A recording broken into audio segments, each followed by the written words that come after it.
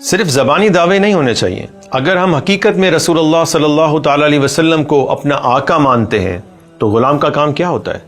وہ آقا کی خدمت کرے، اس کے کام کرے، اس کے مشن کی تکمیل کے لیے اپنی پوری صلاحیت اور طاقت خرچ کرے. ہمارے آقا صلی اللہ تعالی علیہ وسلم کا مشن کیا تھا؟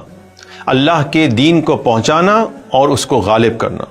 کیا ہم غلام اپنے آقا صلی اللہ علیہ وسلم کے مشن کو لے کر جی رہے ہیں؟ ہم تو اپنی دنیا میں مگن ہیں اور مقصد کو بھول چکے ہیں. اور جو لوگ مذہب کے قریب ہیں انہوں نے بھی نماز، روزہ، زکوٰۃ، حج، عمرہ، چھوٹے بڑے تہواروں تک ہی دین کو محدود سمجھ رکھا ہے. ہر ایک نے اپنے لیے ایک خاص لینس بنا رکھا ہے اور وہ حضور علیہ الصلوۃ والسلام کی حیات طیبہ کو بھی صرف اپنے من پسند لینس سے دیکھنا چاہتا ہے. اسی وجہ سے ہمیں خاص ایک ہی رنگ نظر آتا ہے اور حقیقی پیغام اکثر اوجھل ہو جاتا ہے. آپ نے اکثر سراقہ بن مالک کا واقعہ حضور علیہ الصلوۃ والسلام کی علم غیب کی دلیل کے طور پر سنا ہوگا. یہ ہجرت کا واقعہ ہے. آپ صلی اللہ تعالی علیہ وسلم صدیق اکبر کے ساتھ مدینہ منورہ کی جانب روانہ ہوئے اور کفار مکہ آپ صلی اللہ علیہ وسلم کا پیچھا کر رہے تھے، لیکن جب ناکام ہو کر تھک گئے تو انہوں نے دونوں کی گرفتاری یا قتل کے بدلے 100 اونٹوں کے انعام کا اعلان کر دیا. سراقہ بن مالک کو جب یہ خبر ملی تو اس لالچ میں اس نے بھی اپنا گھوڑا دوڑا دیا اور اس نے جب انہیں پا لیا، جب وہ ان مقدس ہستیوں کے قریب پہنچا تو صدیق اکبر گھبرائے اور انہوں نے عرض کی، یا رسول اللہ، سراقہ نے ہمیں دیکھ لیا ہے اور وہ ہمارے پیچھے بہت قریب ہے. آپ صلی اللہ تعالی علیہ وسلم نے فرمایا، خوف نہ کرو، غم نہ کرو، لا تحزن ان اللہ معنا، اللہ ہمارے ساتھ ہے. آپ صلی اللہ تعالی علیہ وسلم نے دعا کی تو سراقہ کے گھوڑے کے پاؤں زمین میں دھس گئے اور وہ گر پڑا. وہ دوبارہ کھڑا ہوا اور پیچھے بھاگا. جیسے ہی وہ قریب پہنچا اس کے گھوڑے کے پاؤں پھر سے دھس گئے اور وہ پھر سے زمین پر آ کر گرا، حالانکہ وہ سخت چٹانی زمین تھی. اب وہ سمجھ گیا کہ اللہ کی تائید ان ہستیوں کے ساتھ ہے، یہ یقیناً اپنے مقصد میں کامیاب ہوں گے. اس نے عرض کی، میں معافی چاہتا ہوں، میں آپ کا پیچھا نہیں کروں گا، نہ ہی میں کسی کو آپ کے بارے میں خبر دوں گا. برائے کرم مجھے لکھ دیں کہ آپ نے میرا قصور معاف فرما دیا ہے، مجھے امان لکھ دیں. حضور علیہ الصلوۃ والسلام نے فرمایا، اسے امان لکھ دو. اس موقع پر آپ صلی اللہ تعالی علیہ وسلم نے سراقہ بن مالک سے کیا فرمایا تھا؟ اے سراقہ، اس وقت تمہاری شان کیا ہوگی جب کسرا کے سونے کے کنگن تمہیں پہنائے جائیں گے. سراقہ حیران ہوا، فارس کے شہنشاہ کسرا بن ہرمز؟ حضور علیہ السلام نے فرمایا، ہاں، وہ وقت گزر گیا. حضور علیہ الصلوۃ والسلام کا ظاہری وصال ہو گیا. خلیفۃ الرسول صدیق اکبر کا دور بھی گزر گیا.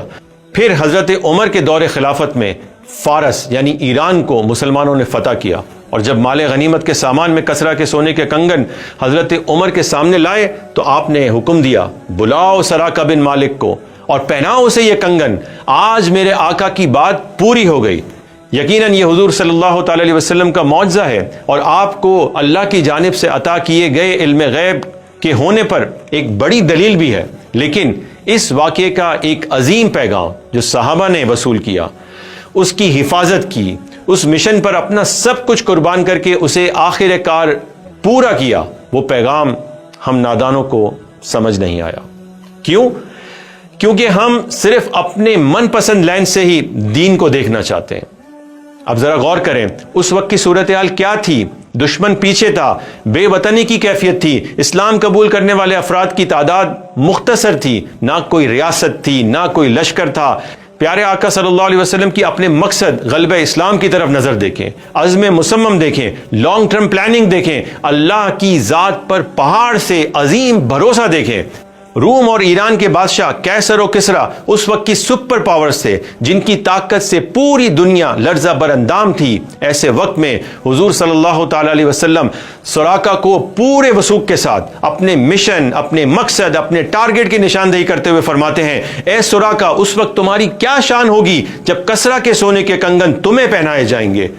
گویا کہ حضور علیہ الصلوۃ والسلام نے صدیق اکبر کو یہ میسج اور یہ ٹارگٹ دیا اور انہوں نے اپنی جدوجہد جاری رکھی، صحابہ کو اس مشن کے لیے تیار کیا اور آخر کار حضرت عمر فاروق کے دور خلافت میں یہ کام پورا ہوا اور اس وقت کی سپر پاور فارس کے شہنشاہ کسرا کو ختم کیا گیا.